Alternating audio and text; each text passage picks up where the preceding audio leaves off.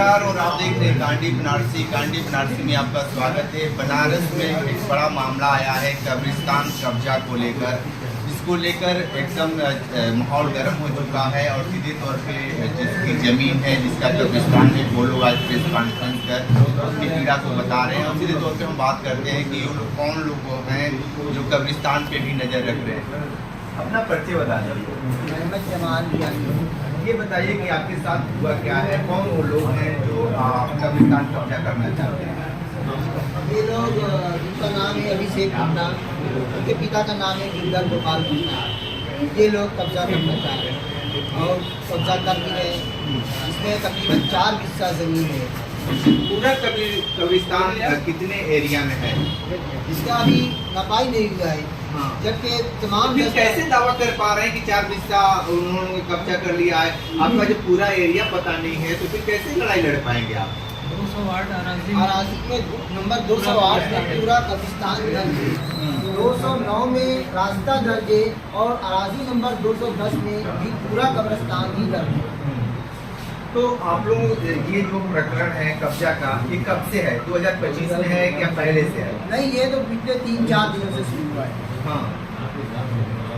तो यहाँ पे सरकारी व्यवस्थाएं हैं, जो आला अधिकारी हैं, उनसे अपने पीड़ा बताया कि नहीं? हाँ, हमने मजिस्ट्रेट के पास गए और ये पेपर भी हमने उनको दिया है, जिसमें उन्होंने ये सिर्फ एक आश्वासन दिया हमें कि इसकी जांच होगी, लेकिन अभी तक कोई कार्रवाई नहीं हुई।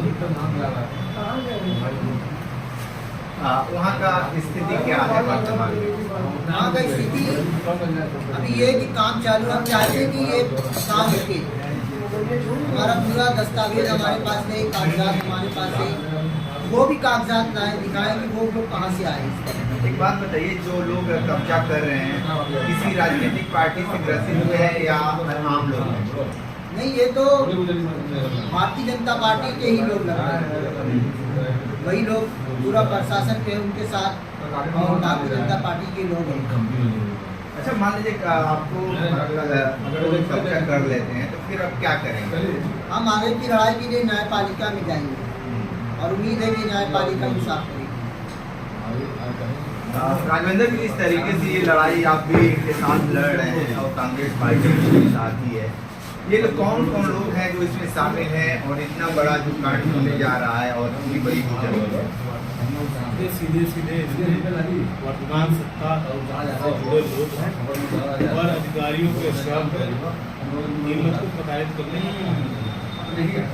मैं आपकी बात सुन रहा हूँ कि इनकी बाउंड्री पहले से और जहाँ पे कब्जा का प्रयास किया जाए, जब ये दस्तावेज का रिकॉर्ड निकालने जा रहे हैं तो जी हमारे पैसे आए हैं, ऐसे अपील कर रहे हैं, तो प्रशासन द्वारा रिकॉर्ड को सील कर रखा गया है, कोई अवलोकन नहीं करा गया। वक्फ बोर्ड कब्रिस्तान की जमीनें जो दान में दी जाती हैं, न वही उसकी रजिस्ट्री, उसके बावजूद वहाँ रास्ते के नाम पे और तमाम षड्यंत्र रच करके लोगों को प्रताड़ित कराने का काम किया जा रहा है। दूसरा तो अब आज हम सब इन सब परिवार को लेकर के आप मीडिया भाइयों के साथ आपके सहयोग, आशीर्वाद के सहयोग के लिए अपील के लिए आए हैं। जिस स्तर पे जा करके आंदोलन के रास्ते, न्यायपालिका के रास्ते, अधिकारियों के दरवाजे, बोर्ड के दरवाजे या अल्पसंख्यक मंत्रालय के दरवाजे न्याय देना होगा, उनको न्याय दिलाने के लिए कटिबद्ध है। और वो लोग कौन है, किस पार्टी के लोग हैं?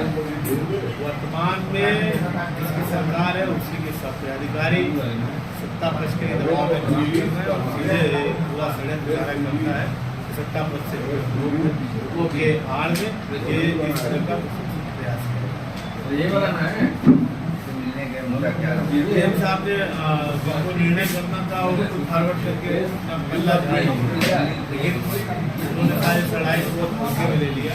हम कांग्रेस के लोग के साथ उनको न्याय दिलाने वर्तमान समय में लगातार सरकार ये कह रही है कि हमारे शासनकाल में भूमाफिया भक्त है, तो ये माफिया फिर आ गए कहाँ से भाई? भूमाफिया भक्त जो कि गैर दलों के थे, जो काम करते थे पीड़ितों से, लेकिन वही भूमाफियाओं ने जब इनकी पार्टी की सदस्यता ग्रहण कर ली तो उनको लाइसेंस मिल गया कब्जा करने का। आप देखिए कितने जमीनों पर विवाद रोज प्रतिदिन जनता के सामने आ रहे हैं, हत्याएं हो रही हैं, कब्जे हो रहे हैं। खुद बनारस शहर उत्तर प्रदेश इसका ज्वलंत उदाहरण है। ये कहते कुछ और है, होता कुछ और है, दिखता कुछ और। ये इनकी कथनी और करनी का अंतर है। ये राजनीतिक मंचों पे बहुत बढ़ चढ़ के बोलते कुछ और है, धरातल पे वो चीजें होती कुछ और है। मेरा सीधा और इस परिवार के साथ खास करके भारतीय जनता पार्टी की बातचीत तब खिल जाती है जब सामने अकलियत के लोग होते हैं। लेकिन इस बार वो जान लें कि इस अकलियत परिवार के साथ यानी परिवार के साथ तारे से करता डटा है और न्याय की लड़ाई लड़ती है। तो आप सुन रहे थे जिस तरीके से ये न्याय की लड़ाई लड़ने के लिए तैयार हैं और लगातार ये लोग प्रयास भी कर रहे हैं। जो उच्च अधिकारी उनसे भी मुलाकात करने का प्रयास भी कर रहे हैं। ये भी इनका ऐलान है कि अगर हमें न्याय नहीं मिलता है तो उच्च जो न्यायालय है हम वहाँ पर भी जाएंगे। न्याय मिलता है नहीं मिलता है तो वक्त भी बताएगा। लेकिन विशेष इंटरव्यू कर रहे थे तो हमारे साथ नरी कांडी बनारसी के साथ हमें दीजिए इजाजत। नमस्कार।